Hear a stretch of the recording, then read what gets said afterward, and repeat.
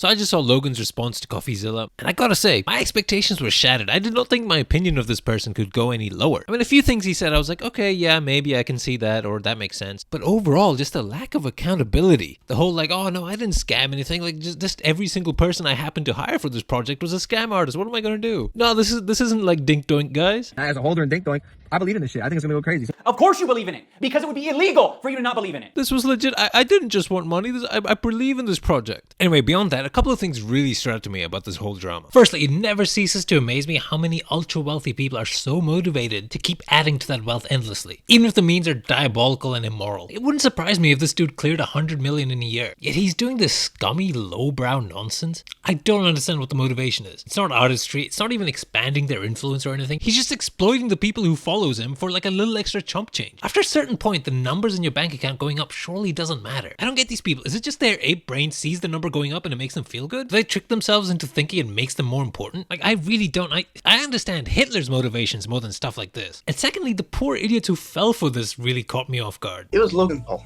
at the end of the day. An internet personality that I actually trusted. Obviously, when someone so influential releases something, everyone I'm sorry, bro, you're like 35. What are you doing? wants to be a part of it.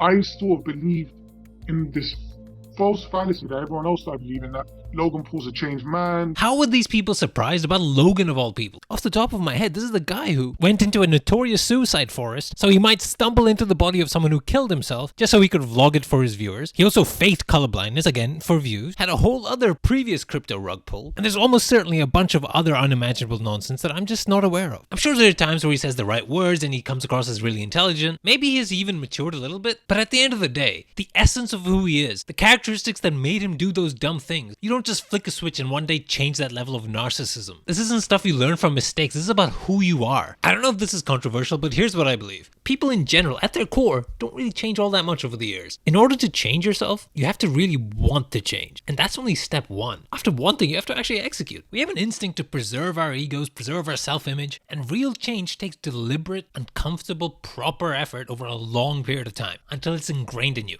Again, it's very rare for someone to actually do this, and I'd expect least of all someone in Logan's position to do so. For all intents and purposes, society is signaling to him that he's good, that he's winning, he's incredibly wealthy, hugely influential, millions love him, they think he's maturing now, he's probably got a bunch of yes men, he's got the world at his fingertips. Real change for someone like him, I genuinely think is impossible. That's not to say I think he's Hitler, he's not evil, but he is kind of bad. He's got kind of funky drives that makes him do scummy things. And my point is you can't expect any different. I think a lot of people at the top of the social media game are genuinely sick. Like, this isn't 2010 where you can just be like doing your hobby and you happen to get big. Now, the type of mentality you need to have to get to that level, a lot of these people will almost do anything to get, extra clout. Like, genuinely, a lot of the loudest voices we hear are legit just like insane, sick, weird narcissists. By the time you're like 15 or 16, probably earlier, the core of who you are as a human being, I think it's done. If you're a meal, you're done cooking. The rest of your life is just adding garnish. Some of your beliefs obviously will evolve. Small little behavioral quirks may shift, but who you really are, your general disposition towards life and people, how you treat others when things are looking bad, how you treat others when you have power over them. I don't believe in a soul, but whatever approximating that, the everyday essence that is you, that doesn't change much at all. You know that shitty 11-year-old you played soccer with,